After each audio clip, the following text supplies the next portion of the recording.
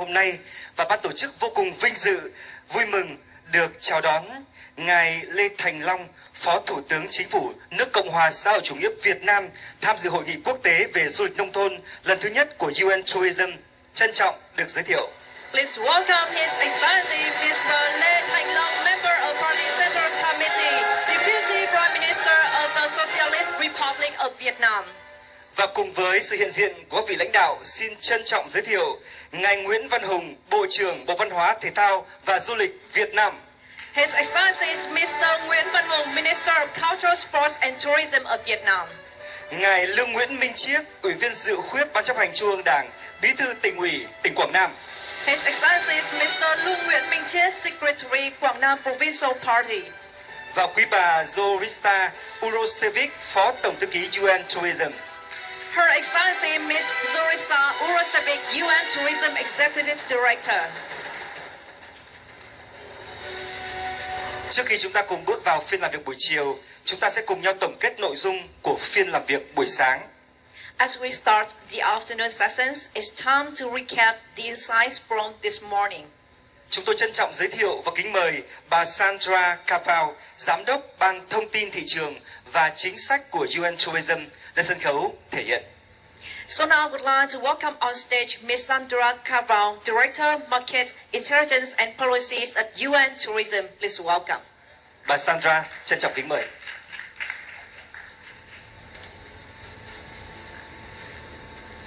Your Excellency, Deputy Prime Minister of the Socialist Republic of Vietnam, Your Excellency, Minister of Culture, Sports, Tourism of Vietnam, Your Excellency, Secretary Quảng Nam Provincial Party, UN Tourism Executive Director, participants.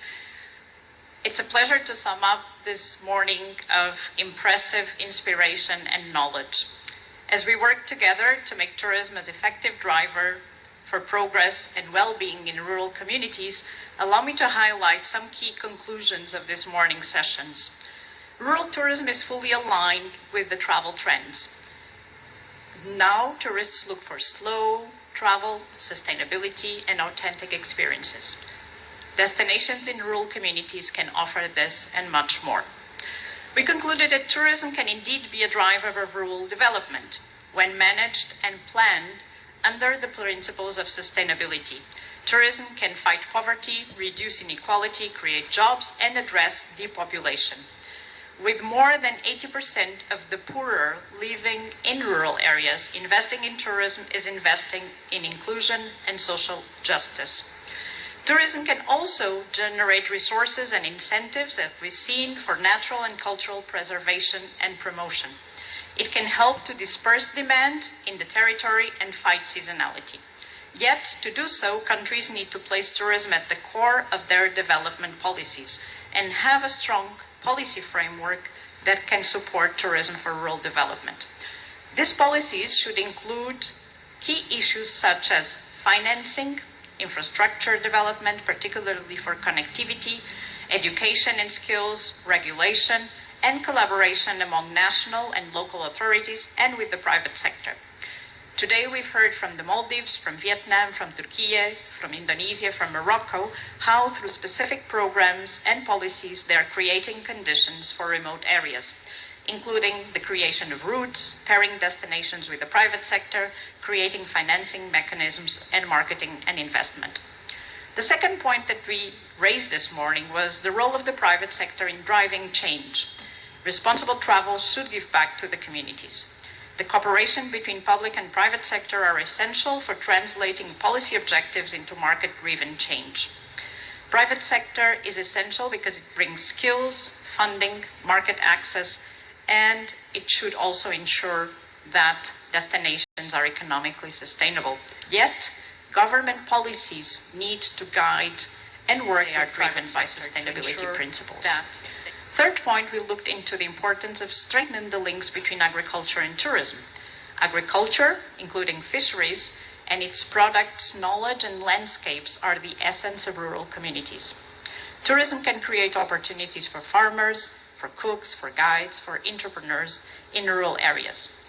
The income from tourism is an additional revenue for farmers who are limited by the seasonality income of agriculture and allows them to have a diverse economic benefit.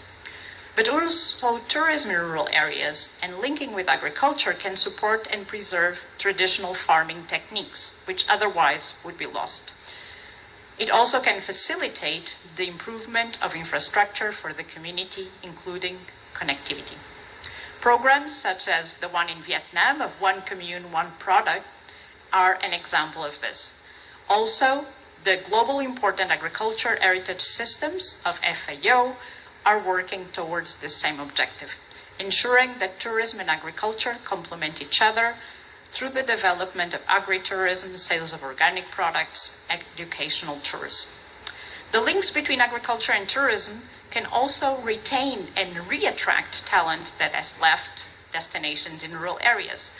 By tourism making destinations more attractive, locals will be proud and will want to boost their identity.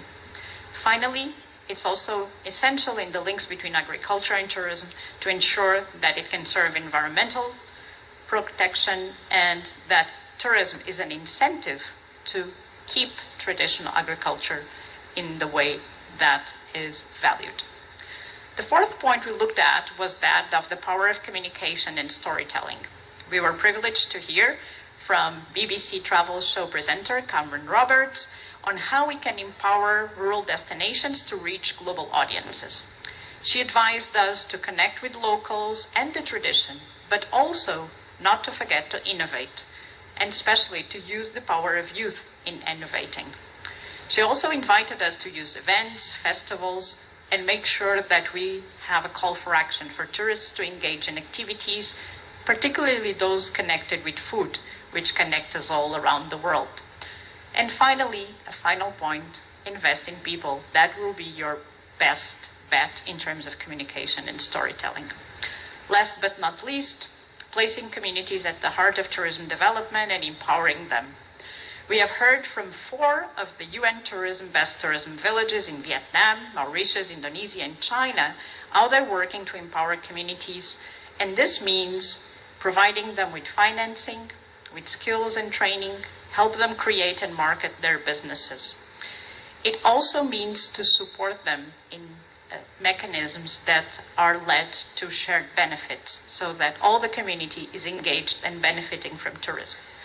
It also means using tourism to replace other intensive and more impact activities, fighting deforestation, for example, and engage the community as guardians of biodiversity and fighting climate change. Another important point from the discussions on community empowerment was that of educating from young age the children of the community so that they can be part of this link with tourism. Also ensuring cultural preservation and a sense of ownership by the community. They need to be the decision makers, and we need to find champions who can lead this change. Finally, investing in community empowerment should translate into investing into women empowerment. As Professor Bao said very rightfully, if there's a home, there's a job, and if there's a job, there's a home. Finally, we should look at community impact from not the number of tourists or only the income, but what tourism brings in terms of quality of life. Today, less than 4 years later that we have launched the UN Tourism for Rural Development program, we're extremely happy to see tourism and rural development take center